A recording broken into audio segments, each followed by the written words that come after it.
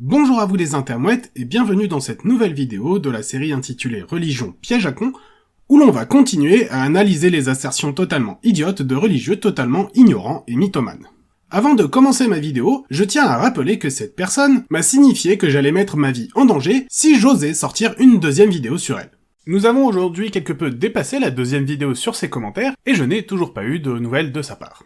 J'ajouterai également qu'en dépit de ses assertions que seule sa religion permettait d'être morale, il n'a pas cessé de moquer, de dénigrer et d'insulter tout le monde, ce qui lui a valu une semaine de bannissement de ma part, comme quoi, finalement, sa religion ne le rend pas vraiment moral.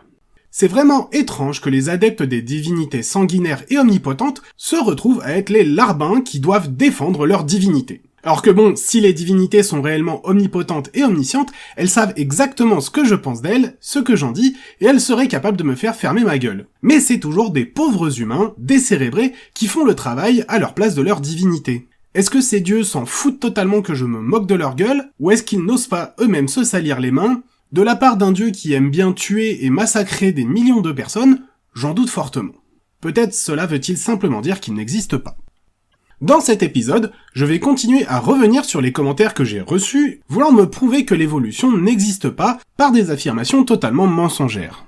Ce qui est très drôle avec cet individu, c'est qu'il semble considérer que la limitation de ses capacités cognitives ont une influence directe sur le phénomène. Autrement dit, s'il ne peut pas comprendre un phénomène, cela prouve qu'il n'existe pas. C'est un fait bien sûr éminemment connu dans le monde scientifique que si vous ignorez l'existence de quoi que ce soit, cela l'empêche d'exister. En suivant correctement cette logique, le fait que les sentinelles, peuple isolé sur une île et refusant tout contact avec le monde extérieur, ignorent l'existence des atomes, signifie ni plus ni moins que les atomes n'existent pas. On voit clairement qu'avec une telle logique, on ne va pas très loin puisque si tout ce qu'on ignore n'existe purement et simplement pas, il est impossible d'apprendre de nouvelles choses que l'on ne connaîtrait pas encore, niant de fait l'utilité même de l'éducation et de l'école. Après quelques semaines d'échanges sur ma précédente vidéo, expliquant comment démontrer que l'évolution est une réalité en faisant un parallèle avec un iceberg en train de fondre, oui je sais comme ça on dirait une phrase sans aucun sens mais je vous assure qu'il y a une logique, il décide de s'attaquer à une nouvelle vidéo. Dans cette dernière, je parle d'une plante panchronique que l'on retrouve principalement en Namibie, la Welwitschia mirabilis. Seule l'espèce encore aujourd'hui en vie de sa lignée évolutive, elle possède un mélange de caractéristiques archaïques des conifères ainsi que certains traits des plantes à fleurs. Je ne vais pas m'étendre plus sur cette plante, si vous voulez en savoir davantage, rendez-vous directement sur la vidéo où j'en parle. Il arrive donc sur cette nouvelle vidéo, et d'entrée de jeu, il affirme que les dinosaures n'ont jamais existé. Ni une ni deux, je lui demande d'apporter la preuve et un peu de lumière sur les ténèbres que représente son commentaire, en lui demandant s'il a la moindre preuve de ce qu'il avance. Il me répond alors qu'ils n'ont aucun impact sur leur environnement et n'ont jamais contribué à la pollinisation comme les abeilles. Alors, je passe sur la débilité de l'argument parce qu'il y a plein d'autres animaux qui peuvent participer à la pollinisation, comme d'autres insectes, des oiseaux, des reptiles, des mammifères, voire même aucun si c'est le vent qui s'en charge comme c'est souvent le cas chez les graminées engendrant le rhume des foins. Mais surtout, ce qui est très drôle, c'est qu'en s'attardant sur la structure de cette phrase, on voit qu'il arrive directement à contredire sa précédente affirmation. Ils n'ont jamais contribué à la pollinisation, c'est affirmatif, les dinosaures n'ont jamais contribué. C'est le problème quand on ne sait pas faire des phrases correctement, on en arrive à dire exactement le contraire de ce qu'on pense à la base. La suite n'est en soi pas très intéressante, mais il développe l'idée que la nature est utilitariste et nombriliste. Une espèce doit servir à quelque chose, et spécifiquement servir pour l'être humain, sans quoi son dieu colérique et assoiffé de sang ne l'aurait pas créé. Je suis curieux de connaître l'utilité pour l'espèce humaine du pouls de la baleine. Enfin bon, passons. Après l'avoir relancé en lui demandant de m'apporter des preuves, il répond qu'il en a déjà apporté en parlant des abeilles. Je ne sais pas vous, mais moi je n'ai rien vu comme preuve à base d'abeilles.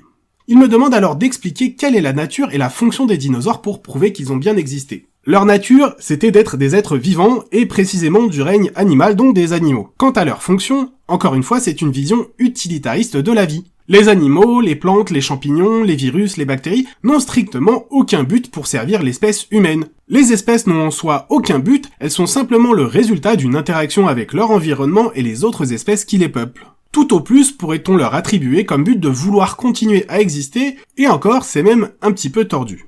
Donc concrètement, les dinosaures n'avaient pas de fonction, pas plus que toi ou que n'importe quel autre être vivant sur la planète. Et surtout, c'est oublier que pour imaginer que les dinosaures puissent avoir une utilité pour l'être humain, encore faudrait-il que nos terribles lézards soient contemporains de nos ancêtres primates. On va mettre de côté les oiseaux qui sont des descendants directs des dinosaures aviens, car comme la majorité de la population qui ignore ce fait, le terme de dinosaure est synonyme de gros lézards genre T-Rex, Triceratops et tout le bestiaire que l'on peut rencontrer dans les films Jurassic Park. Or, ces bêtes-là sont éteintes depuis 65 millions d'années de ce que l'on pense être les conséquences de la chute d'une énorme météorite à Chicxulub, dont on voit encore aujourd'hui les traces à la surface de la Terre. Or, l'histoire de la lignée humaine remonte à environ 10 millions d'années, et de façon encore plus restreinte à seulement 2 millions d'années pour le genre Homo auquel nous appartenons. Croire que les humains et les dinosaures ont cohabité, c'est aussi idiot que de croire que Ramsès II est contemporain de la création d'Internet ou est prêt à faire un featuring avec Joule. Encore une démonstration magistrale de l'ignorance en action qui devient de plus en plus difficile de discerner de la bêtise à ce niveau. Il continue en affirmant qu'il n'y a pas de preuve que les dinosaures aient existé, tout comme il n'y a pas de preuve qu'ils n'aient pas existé. Alors attention, préparez-vous à voir quelques preuves de l'existence des dinosaures,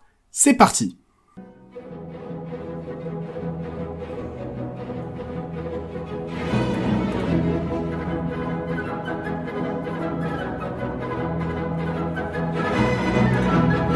On a donc là clairement des preuves de l'existence d'animaux qui n'existent plus aujourd'hui, que l'on nomme des dinosaures. Même s'il clamera un peu plus tard que tous ces fossiles sont des faux sans jamais en importer la moindre preuve. Parce que quand on est face à une réalité qu'on n'arrive pas à accepter, et qu'on est incapable de se défaire de son endoctrinement, nier la réalité semble être la solution. Il continue ensuite en affirmant que le soleil est utile puisqu'il fait pousser des plantes, c'est vrai, que nous mangeons, c'est vrai aussi, et qu'il apporte de la vitamine D à l'homme.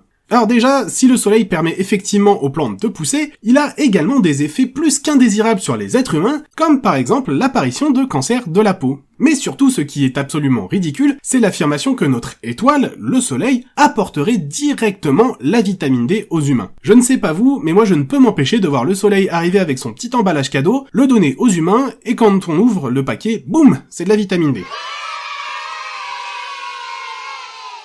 Sérieusement, cette phrase ne fait que mettre en lumière la totale ignorance et la volonté manifeste de déformer la réalité pour la faire coller à sa croyance. Car le soleil ne nous fait profiter que de deux choses, sa lumière, dont on peut voir une partie du spectre, et les vents solaires qui sont des particules chargées responsables des magnifiques aurores polaires. La vitamine D dont tu parles n'est pas du tout apportée par le soleil, mais est synthétisée directement par le corps lorsque la peau est exposée à ce dernier. Et justement, la vitamine D peut être une magnifique preuve de l'évolution, puisque les personnes à la peau noire ont besoin de beaucoup plus de soleil que les personnes aux peaux claires pour synthétiser la même quantité de vitamine D, à cause justement de l'absorption de la lumière solaire par la mélanine.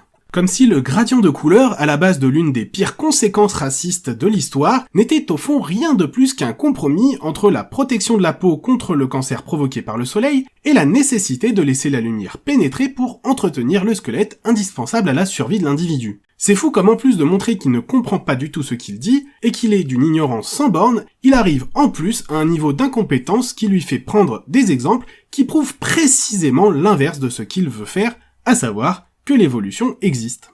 Commençons à voir un petit peu où est-ce qu'il veut en venir, et qu'il s'apprête à dire que les fossiles ont été créés par des humains voulant à tout prix faire croire que l'évolution existe, je lui demande alors si on est sur la même longueur d'onde concernant l'existence de ces fossiles. Je m'attendais à une réponse sur l'utilisation des strates du sol ou de la roche, réponse que j'aurais trouvée impressionnante car elle aurait montré une véritable recherche, ou une datation isotopique car c'est la plus connue du grand public. Je ne m'attendais pas à une réponse brillante de sa part, je dois l'avouer. J'étais préparé à lire une grosse connerie du type « on peut pas savoir », vu qu'il considère sa propre ignorance comme le maître étalon de ce qui est ou non une réalité, mais pour citer Audiard... Les cons, ça ose tout. Et c'est même à ça qu'on les reconnaît.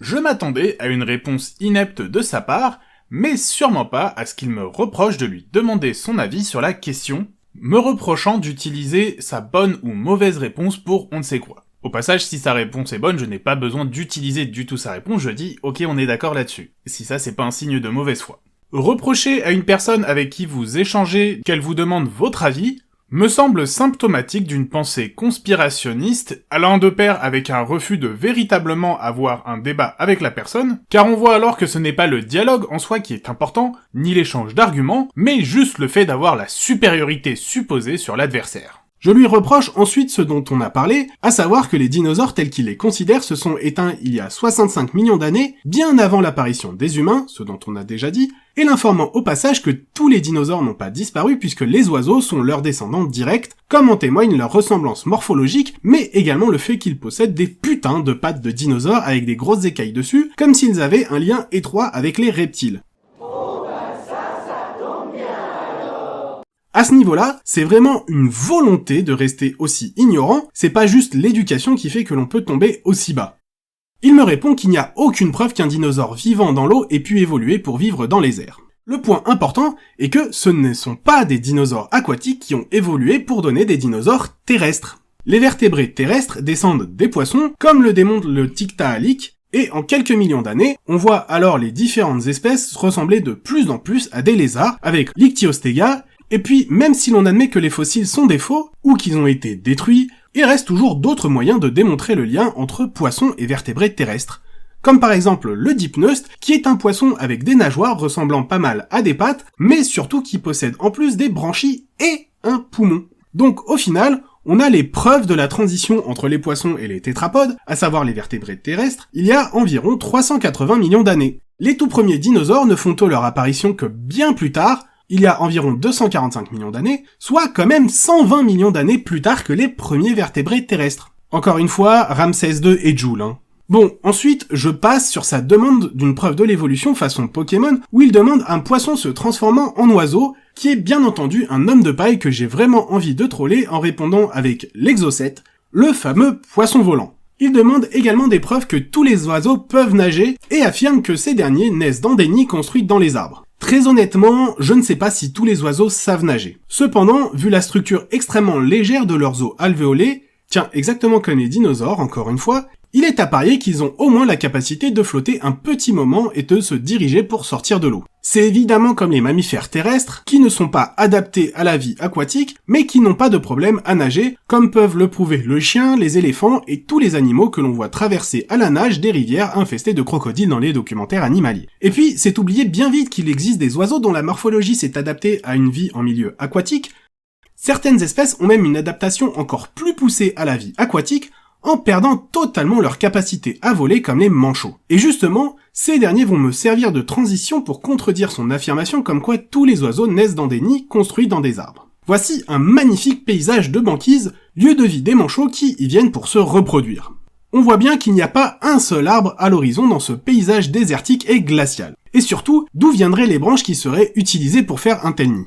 Même sans aller dans les extrêmes que représente le manchot, de nombreux oiseaux sont totalement incapables de voler, à l'instar des autruches, des émeus, des kiwis, et sont donc totalement incapables de faire un nid sur des branches qu'ils ne pourraient de toute façon même pas atteindre. Sans oublier que bien au-delà des oiseaux incapables de voler, certains ayant des ailes parfaitement fonctionnelles préfèrent néanmoins nidifier à même le sol, comme les cygnes, les canards, voire pour les oiseaux marins à flanc de précipices comme les macaremoines. Encore une fois, ce n'est pas parce que l'on ignore que quelque chose existe que cette chose ne peut pas exister. Commentaire suivant, où il reconnaît qu'il a une vision utilitariste de la nature parce qu'il sait à quoi sert la poule qui a bien évidemment été créée pour la consommation humaine.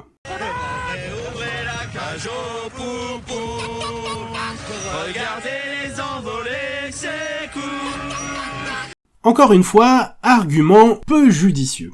Car la poule, comme de nombreuses espèces domestiquées par l'homme, a subi des sélections extrêmement importantes la rendant incapable de vivre à nouveau à l'état sauvage. Pourtant, l'espèce d'origine, Gallus gallus, qui existe encore aujourd'hui, reste interféconde avec notre poule domestique, Gallus gallus domesticus, qui n'est considérée que comme une sous-espèce. Les sélections humaines, au fil des siècles, ont eu pour conséquence de modifier grandement la fréquence de la ponte, puisque les poules domestiques sont en mesure de pondre entre 5 et 6 œufs par semaine toute l'année dans les élevages, alors que la poule va pondre un peu moins d'une dizaine d'œufs lors de sa période de reproduction, qui n'a lieu qu'une seule fois par an. Les sélections humaines ont également grandement impacté l'apparence des gallinacés, avec des plumes plus ou moins fantaisistes, mais également une croissance de l'animal qui est toujours plus importante. Donc la poule que tu connais est purement et simplement une création humaine, fruit d'une longue sélection et non d'une création divine. Je vais encore même rajouter de l'huile sur le feu, mais la poule est la parfaite preuve que les oiseaux descendent des dinosaures. Dans les années 2000, des scientifiques ont réussi à modifier un gène inhibiteur impliqué dans le développement du bec chez les embryons de poulets. Résultat, une fois ce gène inhibiteur désactivé, le gène dont il était censé bloquer l'expression a pu s'activer, menant à la pousse de dents rudimentaires sur le bec des poussins. Les poules, comme tous les oiseaux d'ailleurs, possèdent encore dans leur gène toutes les informations nécessaires pour faire pousser des dents. Nous n'avons jamais connu d'oiseaux avec des dents, puisqu'ils n'ont pas été contemporains des premiers humains, mais nous avons les traces fossiles de dinosaures dont le corps était recouvert de plumes avec une longue queue. Comme quoi, quand on regarde, avec les sciences, toutes les spécialités se répondent mutuellement, et là, on voit très bien que la génétique confirme les découvertes faites par la paléontologie.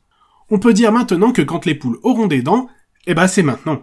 Cet article racontant comment on peut refaire pousser des dents chez une poule a mené à un engouement qui a voulu mettre au point un projet nommé Chicanosaurus, dont le but n'était ni plus ni moins que de recréer des dinosaures à partir de restes d'ADN trouvés dans les oiseaux. On voit donc clairement dans ces échanges que cette personne cherche à avoir raison à tout prix, mais ne va à aucun moment essayer de voir si ce qu'elle croit se vérifie ou pas dans la réalité. Ce qu'elle considère comme étant ou non une réalité ne se fait pas par rapport aux connaissances actuelles, mais uniquement sur la base de son ignorance des phénomènes. Si elle n'a pas les capacités cognitives pour les comprendre, alors ils ne peuvent pas non plus exister. Mais du coup, est-ce que ça veut dire que les idiots existent parce que j'y crois, ou parce que les idiots croient en eux-mêmes ?